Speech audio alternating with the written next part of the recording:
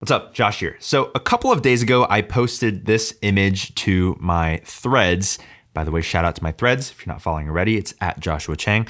But I was especially intrigued by the look that came out of this phone. Coming from a lifetime of using iPhones, I was pretty used to like a neutral color palette. So I wanted to make this comparison video because I thought it was just so interesting, the characteristics coming out of the Nothing Phone 2's camera. Now, this comparison is nothing scientific. It's basically just me taking these two phones onto this vacation and just snapping a bunch of photos. We're just gonna sort of take these photos for what they are, and you can follow along, see which one you like better. Now, this first photo, you'll see the dynamic range on the iPhone is much more superior. The highlights have been recovered where the highlights on the Nothing Phone is completely blown out, but that's not always going to be the case, as you guys will see later. Here is a vertical version of the previous photo. I'm just really loving the warm highlights and the golden tones coming from the Nothing Phone here. So now we get to some of these outdoor shots, and for me, these shots are pretty comparable. I'm not seeing a huge difference other than the saturation.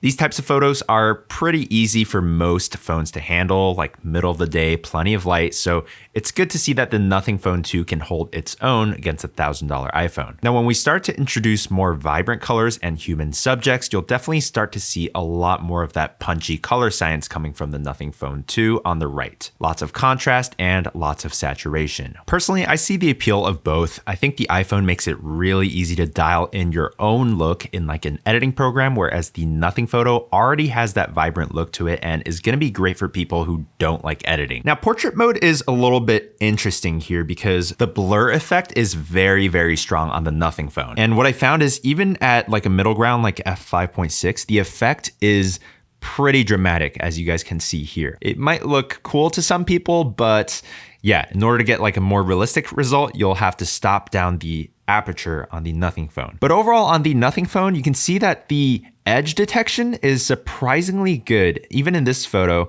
I'm seeing a better edge detection on the Nothing Phone compared to the iPhone. Now, it's not always perfect. Like in some scenarios, the edge detection just doesn't look very convincing. Something that can definitely be improved with like a software update. Now, in this scene, I was especially impressed by the Nothing Phone with the dynamic range. Again, I talked about this in the intro. The dynamic range is actually better on the Nothing Phone when you compare it to the iPhone. And this isn't just a fluke.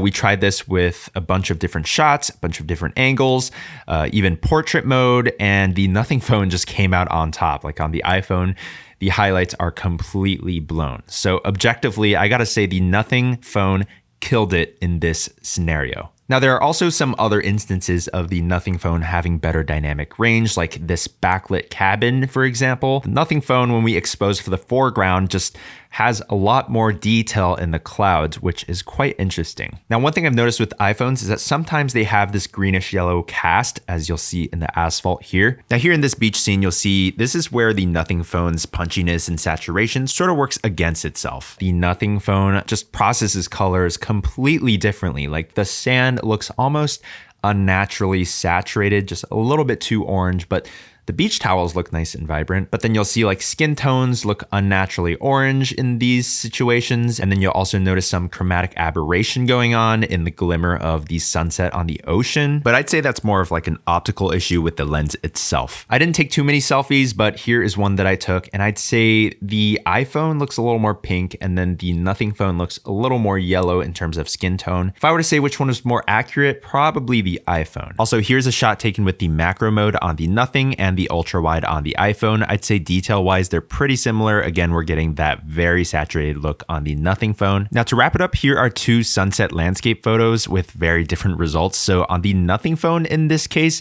there's definitely like a teal orange look going on, which I think some people are gonna like, but personally, I think the iPhone looks a little more natural. And then in this last example, again, the iPhone definitely looks way more natural. I think the color temperature is definitely wrong on the Nothing Phone here. But overall, I gotta say, for a $600 phone, phone, the Nothing phone actually surprised me a lot, both in terms of technicalities, in some instances performing even better than the iPhone in terms of dynamic range. And then as far as the stylistic choices, that is a more subjective opinion, whether you like the punchy, saturated look. Personally, I'm a big fan. I think there's a couple of things to improve on, like more consistency from the portrait mode, but overall, I'm really impressed by the Nothing Phone 2's camera. What do you guys think? Did you guys prefer the iPhone's photo most of the time or the Nothing Phone 2's photo most of the time? Leave me your thoughts down below. I hope you guys enjoyed this short video. Definitely get subscribed if you aren't already, and I'll see you guys in the next one.